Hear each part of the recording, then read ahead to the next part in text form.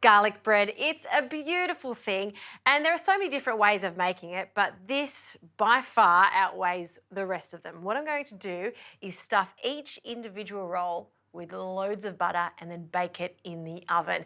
Super, super simple, but you will need a little blender so we get everything really nicely mashed. You'll need some butter. I'm using salted butter for this. I love the flavour of it, and bring it out of the fridge overnight so it gets really, really soft. The softer it is, the better it is, because it's going to catch all of these ingredients that I'm going to blend it up with. So good quality butter, and I'm just going to cut it into smaller chunks just to help the blender out a bit.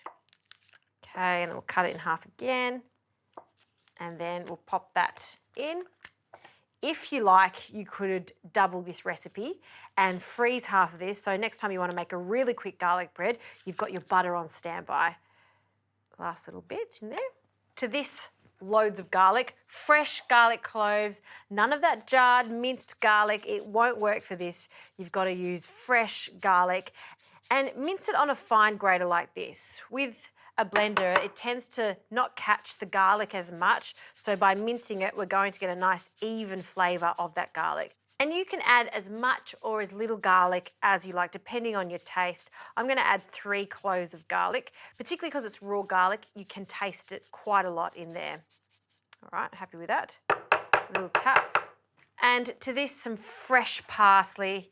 I like to use fresh parsley for this. I love the green, vibrant colour. So take the stalks off and then roughly chop the leaves. In it goes. Squish all of that in, and just for a subtle onion flavour, some chives. So again, just roughly chopping that. Okay, and my butter does have salt in it, but I just like to add just a small amount of extra salt, and lid goes on, and I'm going to blend this until it's smooth and that pastel green colour.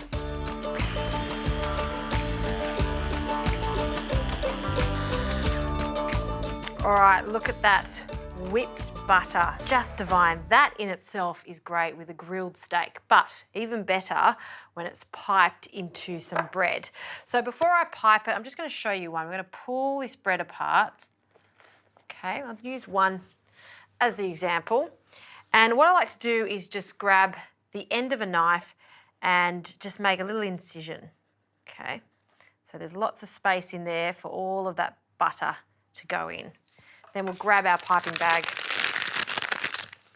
and just place it around your hand. Almost use your hand as a guide so there's space for all of that butter to sit in. We'll grab that spoon again and we'll just fill that with all the butter. A little more. Okay, we'll just pop that over and then we'll just cut a little hole in it. And now let's start piping. So we'll just open that up and then in with this garlic butter. Really get it in there, and that's the first one done. So you want to squish that together. I'm going to fill the rest of these, cover it in some foil and then into the oven. Hot oven, and it's not going to take long at all, about 15 minutes to warm through.